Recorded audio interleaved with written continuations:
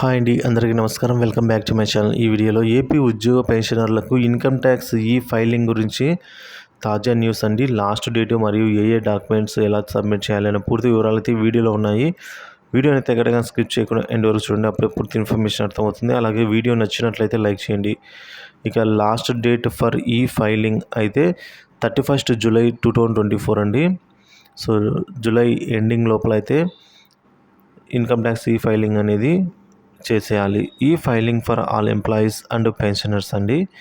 So filing for financial year 2023 to 2024, అలాగే annual year 2024 to 2025. Filing is compulsory for all employees and pensioners.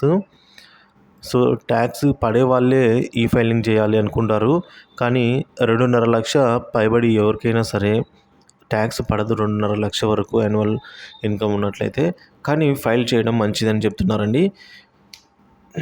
3 లక్షల పైన annual income ఉన్న వారికైతే income tax అనేది applicable అవుతుంది.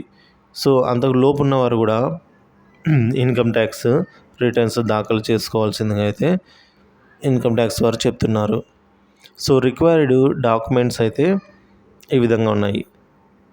Form 16, 2 Aadhaar card copies, PAN card, bank account number with branch and IFSC code. అలాగే last date for filing 31 July 2024. Tax pay చేసిన వారు TDS పూర్తి అయిన తర్వాత ఫైలింగ్ చేయవలెను.